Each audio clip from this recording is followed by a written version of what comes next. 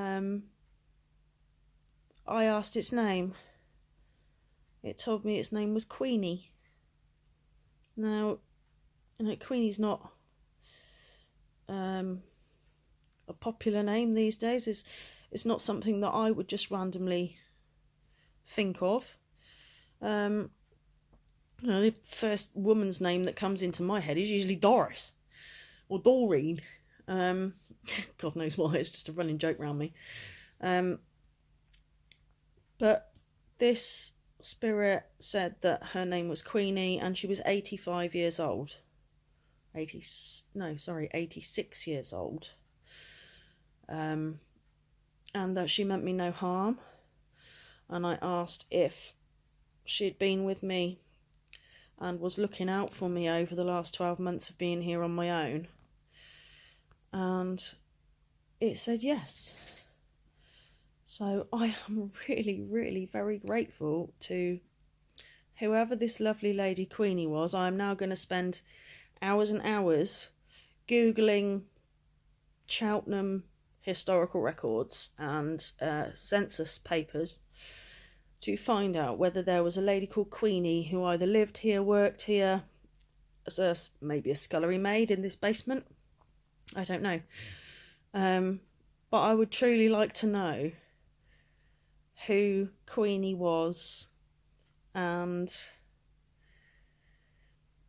why she feels it necessary. Oh no, I'm a complete twonk when it comes to looking after myself.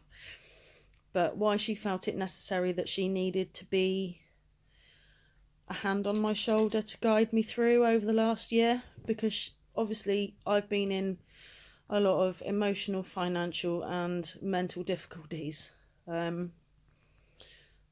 more ways than one.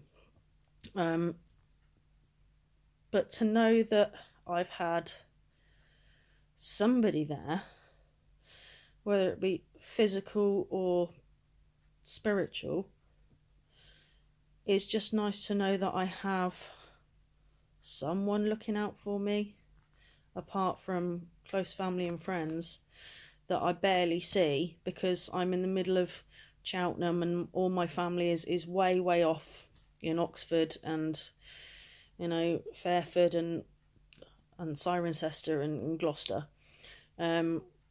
Cheltenham is not my hometown. I don't know a thing about the place. So I've been completely stuck in somewhere feet first with no idea where I am. But I feel like Queenie has been a guiding soul to hold my hand through the times and tribulations that I've gone through here. So I'd like to say thanks, Queenie. I truly appreciate it. As you can see, I'm very tired. I haven't slept very well over the last few nights because, funnily enough, there's been noises and bumps and squeaks and things going on that I can't put a finger on, but I know they're coming from somewhere, and I know there's nobody else in the building. I'm the last tenant left in the building before it gets sold by the landlord. So I know there's nobody else in the building apart from daytimes. There's a couple of workmen upstairs sorting out the flat upstairs. But they go home at 3:30, 4 o'clock, and I'm hearing noises at 7, 8 o'clock at night. Right the way through the evening, right the way through the night. 3 o'clock in the morning, my cat decides that she's going to have a spaz every morning at 3 o'clock in the morning, without fail. This little lady with her sexy toe beans, this little lady here, Ruby, yeah, and go, give me them toes. Yeah, that little sexy lady there, she knows when something is going on in here. She will sit and stare at walls that there is nothing there. No cobweb, no dust flying about, no moths, no insects, no spiders crawling around. And Reba will sit and meow at the wall constantly for a good 15 minutes at a time. Or she will literally like get the wind up her tail and she'll be like proper, ooh, ooh, ooh, ooh, ooh. You know, our cat like proper sparks up. She'll be there and she'll be like sat on the back of the sofa with her paws right up against the wall. I'm like, Rube, what are you doing? Are you having some sort of mental breakdown? And she'll just look at me and then carry on with what she's doing. And she will scrat at the wall for a good 10-20 minutes. And there's nothing there. So I know there is something in this building. Whether I'm comprehending it a little more than it is, I don't know, because I'm here on my own. But I know, excuse me, I know what I'm experiencing is not in my imagination. So if there is any ghost hunters or anything out there that have an EVP machine or an EMF or a spirit box that they would like to throw my way, even if it's just lent for 24 hours, I would really, really love to dig a bit deeper into this situation, because I feel there is something here that needs looking into.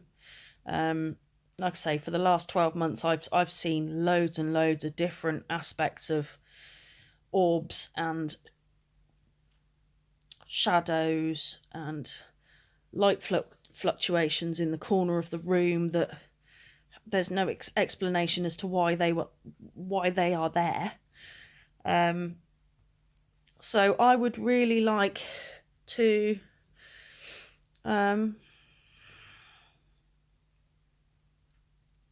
get to grips with what I'm living with, really. So if anybody has a spirit box or an EVP machine or an EMF recorder, I would really, really love to borrow them, because I have no money to be able to afford to go out and buy such equipment, although I'd love to, because ghost hunting I would love to do.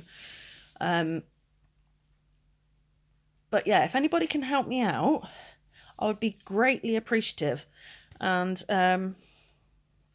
Mo Sargi, if you're watching, I would bloody love your help on Oh My Gosh TV. And a little bit of Zach from Ghost Adventures. If, yeah, you're right. If any of you guys ever get to see these videos, I would really like some advice and some coaching on all this paranormal malarkey, because I think it's absolutely phenomenal. And I know there's something here. I was a little bit sceptical, like I said before, when I drew the Ouija board up. I know it's not something that you're supposed to play around with, but I was taking this completely seriously, on a complete 100% serious level. I did not want to just mess about with it and disrespect the whole rules and regulations of Ouija superstitions. I don't want to be doing that, because I've heard so many horror stories about bad things that can happen after a Ouija session.